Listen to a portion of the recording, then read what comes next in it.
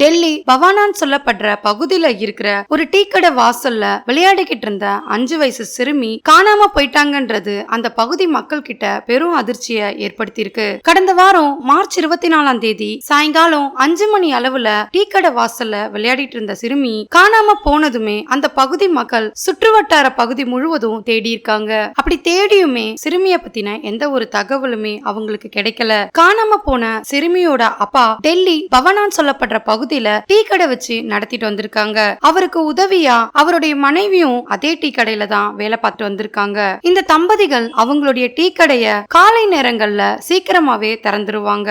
அதே மாதிரி இரவு நேரங்கள்ல லேட்டா தான் கடையை அடைப்பாங்க. இது அவங்க வழக்கமாவே வச்சிருந்திருக்காங்க. அவங்க கடைய தினந்தோறும் திறக்க வரும்போது தன்னோட மகளையுமே அந்த டீ கடைக்கு அழைச்சிட்டு வரத வழக்கமா வச்சிருந்திருக்காங்க.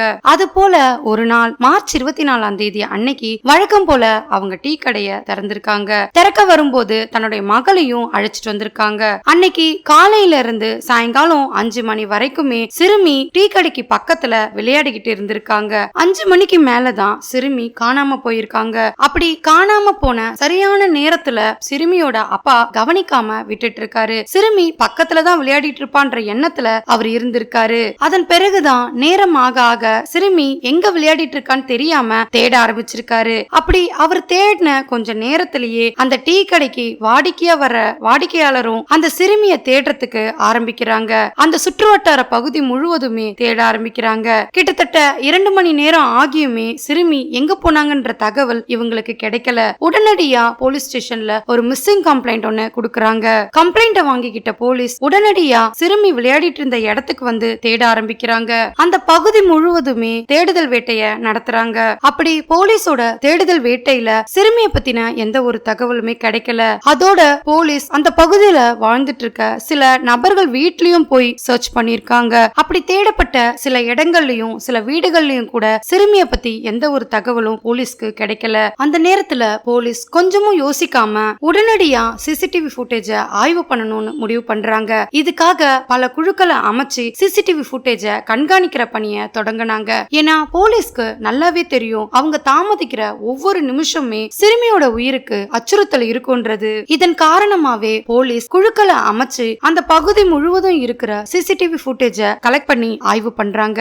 இதுல சில இடங்கள்ல இருக்கிற சிசிடிவி ஃபுட்டேஜ ஆய்வு பண்ணும்போது சிறுமியை பத்தின தகவல் எதுவும் கிடைக்கல. இன்னும் சில ஃபுட்டேஜ்களை கலெக்ட் பண்ணி ஆய்வு பண்ணும்போது தான் அந்த சிறுமி ஒரு இளைஞர் கூட நடந்து போயிட்டு இருக்க மாதிரியான ஒரு ஃபுட்டேஜ் போலீஸோட கைக்கு கிடைச்சது. அப்படி கிடைச்ச அந்த ஃபுட்டேஜ் சிறுமியோட முதுகுப்புறமா இருக்கிற ஃபுட்டேஜ்ன்றதால இளைஞருடைய முகம் சரியா தெரியாம இருந்திருக்கு. அதன் பிறகு மற்ற இடங்கள்ல இருக்கிற ஃபுட்டேஜையும் கலெக்ட் பண்ணி ஆய்வு நடத்தும் போதுதான் அந்த இளைஞர் சிறுமியோடைய பக்கத்து வீட்டுல இருக்கிற நபர்ன்றது போலீஸ்க்கு தெரிய வருது. அந்த பகுதியில இருக்கிற உள்ளூர் வாசிகள் கிட்ட அந்த நபரை பத்தின விசாரணைய நடத்தினாங்க. அப்படி நடத்தப்பட்ட விசாரணையில அவரு கொல்கத்தாவை சேர்ந்த 28 வயசான டுதுன்ன்றது போலீஸ்க்கு தெரிய வருது. உடனடியா அந்த இளைஞருடைய வீட்டுக்கு போன போலீஸ் வீடு பூட்டப்பட்டு இருக்கிறத பார்த்து அதிர்ச்சி அடைஞ்சிருக்காங்க.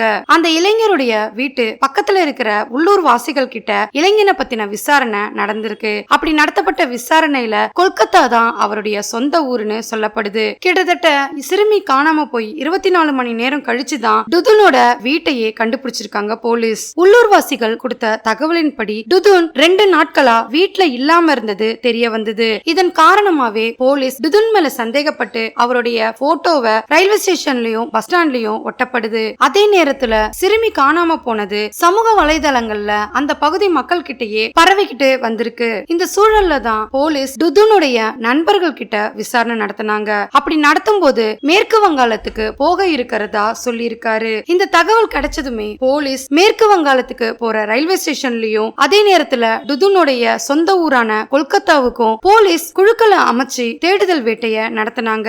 இந்த சூழல்ல தான் அசன்கோல் சொல்லப்படுற ரயில்வே ஸ்டேஷன்ல டுதுன் பதுங்கி இருக்கிறதா போலீஸ்க்கு தகவல் கிடைக்குது. இந்த தகவல் போலீஸ்க்கு கிடைச்சதுமே ரயில்வே போலீஸ்க்கு தகவலை சொல்லி பூர்வ எக்ஸ்பிரஸ் ரயிலுக்காக காத்துக்கிட்டு இருந்த டுதுனை கைது பண்றாங்க. கைது செய்யப்பட்ட நபரை டெல்லிக்கு வரவழைச்சு விசாரணைய நடத்துறாங்க.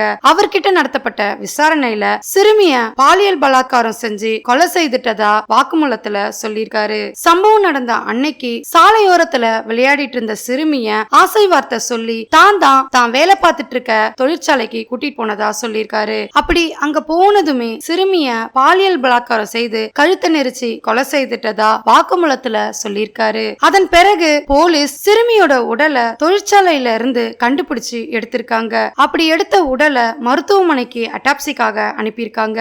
பாதிக்கப்பட்ட பெற்றோரும் அவங்களுடைய குடும்பத்தாருமே சிறுமிக்கு நடந்த சம்பவத்தால சோகத்திலேயே மூழ்கி போயிட்டாங்க. அவங்களால தன்னோட மகளுக்கு இப்படி ஒரு சூழல் ஏற்படும்னு நினைச்சு கூட பார்க்க முடியாத ஒரு சூழல்ல தான் இருந்திருக்காங்க.